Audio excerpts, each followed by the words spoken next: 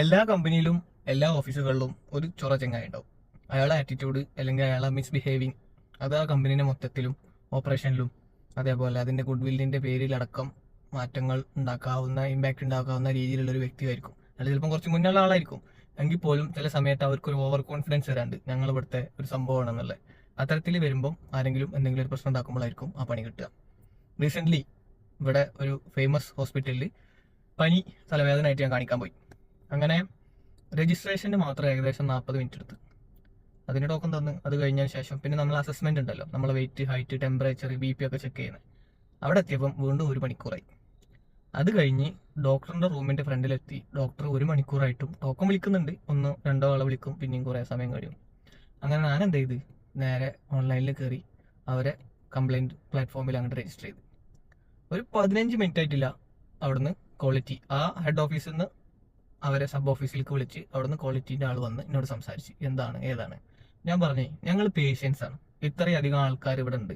നിങ്ങൾ രജിസ്ട്രേഷൻ കൗണ്ടറിൽ 4-5 സീറ്റ് ഉണ്ട്, പക്ഷെ അതിൽ 2 പേരേ ഉള്ളൂ. നിങ്ങൾക്ക് അസസ്മെന്റ് എടുക്കാനുള്ള ഒരുപാട് സൗകര്യങ്ങളുണ്ട്, പക്ഷെ ഒരാളേ ഉള്ളൂ. നമ്മൾ സിനിമ കാണാൻ വന്നതല്ല, നമ്മൾ വയ്യാഞ്ഞിട്ട് ചികിത്സിക്കാൻ വന്നതാണ്. ഇത്രയും സുഖമില്ലാത്ത ഒരാള്, അല്ലെങ്കിൽ ഇപ്പോൾ ചില കേസുകൾ അവർ എമർജൻസിയിലേക്ക് എടുക്കൂല. പ്രത്യേകിച്ച് ചിലപ്പോൾ ഫീവർ ക്ലിനിക്കിലൊക്കെ ആണെങ്കിൽ പനി മാത്രമേ ഉള്ളൂ അല്ലെങ്കിൽ ജലദോഷം ഉള്ളൂ എന്നുണ്ടെങ്കിൽ അവർ വെയിറ്റ് ചെയ്യാൻ പറയും. വല്ലാണ്ട് പെയിൻ ഉള്ളവരൊക്കെ എമർജൻസിയിലേക്ക് എടുക്കുന്നത് കണ്ടിട്ടുണ്ട്. ഈ എമർജൻസിയിൽ എടുത്തിട്ടില്ല എന്ന് വിചാരിച്ചിട്ട് ചിലപ്പം ഹൈ ടെമ്പറേച്ചർ ഉള്ളവരും അല്ലെങ്കിൽ ബോഡി പെയിൻ കൊണ്ട് ഇരിക്കാനും നിൽക്കാനും വയ്യാത്ത ആൾക്കാരൊക്കെ ആയിരിക്കും അവിടെ വെയിറ്റ് ചെയ്യുന്നുണ്ടാവുക.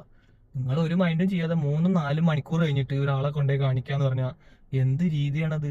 ഒരു സ്ഥലത്തല്ല, പല സ്ഥലത്ത് ഞാൻ കണ്ടിട്ടുണ്ട്. ഇവിടെ പ്രത്യേകിച്ച് ഇങ്ങനെ ഒരു സംഭവം ഉണ്ടായതുകൊണ്ടാണ് ഞാനത് എടുത്ത് പറയുന്നത്. അപ്പം ഹോസ്പിറ്റൽ ആ ഒരു സെറ്റപ്പുകളിൽ വർക്ക് ചെയ്യണ പ്രത്യേകിച്ച് മലയാളി നല്ല ഫെസിലിറ്റിയിലൊക്കെ ഉള്ള ആളുകളുണ്ടാവും. അവർ സജഷൻസ് ആയിട്ട് എടുക്കുക. വരുന്ന പേഷ്യൻസ് വയ്യാത്ത ആളുകൾ 2-3 മണിക്കൂറും വെയിറ്റ് ചെയ്യാൻ പറ്റിയ ഏബിൾ ആയിട്ടുള്ള ആൾക്കാരാവില്ല. ഈവൻ ഇനിയിപ്പം ബുക്കിംഗ് എടുത്ത് വരാൻ എല്ലാവർക്കും അറിയില്ല. അപ്പോൾ നിങ്ങൾ മാനുഷിക പരിഗണന എന്നുള്ള രീതിയിൽ ആളുകളെ കൺസിഡർ ചെയ്യുക. അല്ലാണ്ട് അത് അവിടെ വെയിറ്റ് ചെയ്തോട്ടെ, അത് അവിടെ നടന്നോട്ടെ, ഞങ്ങൾ ഇൻഷുറൻസ് ഉള്ള ആൾക്കാരാണ്, ഓക്കെ, നിങ്ങൾ ഇൻഷുറൻസ് എന്നല്ലേ പോകണമെന്നുള്ള രീതിയിൽ. അതിൽ എൻ്റെ അടുത്ത് നിന്ന് കൗണ്ടറിൽ ഒരാൾ പറയണം, നിനക്ക് അങ്ങനെ വേറെ വല്ല പണി ഉണ്ടെങ്കിൽ ആ പണിയൊക്കെ കഴിഞ്ഞ് ഹോസ്പിറ്റലിലേക്ക് വന്നാൽ പോലെ, എന്തിനകത്ത് തിരക്ക് പിടിച്ച് ഹോസ്പിറ്റലിലേക്ക് വന്നത്. അതുകൊണ്ടാണ് ഞാൻ ഒന്നാമത്തെ കാര്യം കംപ്ലൈന്റ് ചെയ്യാൻ. ഈ വക ആറ്റിറ്റ്യൂഡ് നിങ്ങൾ പേഷ്യൻസിന്റെ അടുത്ത് എടുക്കരുത്. നമ്മൾ ബ്യൂറേജിൽ പോയി ക്യൂ നിൽക്കുക അല്ലെങ്കിൽ ചോക്ലേറ്റ് വാങ്ങാൻ നിൽക്കുകയല്ല, വയ്യാഞ്ഞിട്ട് കാണിക്കാൻ വന്നിട്ടാണ് ക്യൂ നിൽക്കുന്നത്. അപ്പോൾ നിങ്ങൾ 2-3 മണിക്കൂർ നിർത്തുക. അത് എന്ത് തീരുമാനമാണ്? അത് ഇത്ര വലിയ റെപ്യൂട്ടേഷനും ഇത്ര വലിയ കമ്പനികളും ഇത്രയും സൗകര്യങ്ങളൊക്കെ ഉള്ള ഈ ഒരു കാലത്ത്. അപ്പം മിനിമം പേയ്മെന്റ് ആയാലും മാക്സിമം പേയ്മെന്റ് ആയാലും ഇപ്പൊ ഞങ്ങളുടെ അടുത്ത് നിങ്ങൾ 30% വാങ്ങിക്കണമെന്ന് വിചാരിച്ചിട്ട് കമ്പനിക്ക് നഷ്ടമില്ല. നിങ്ങൾ ഞങ്ങൾ ഇൻഷുറൻസ് വേണ്ടിയതിൽ കൂടുതലും നിങ്ങൾ കവർ ചെയ്യുന്നുണ്ട്.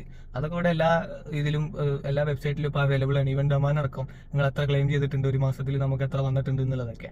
അതൊക്കെ മനസ്സിലാക്കിയിട്ട് മനുഷ്യത്വം വെച്ചിട്ട് ആളുകളോട് പെരുമാറുക. അത് കുറച്ചും കൂടി നല്ലതായിരിക്കും. ഇത്രയും ആളുകൾ ഉണ്ടായത്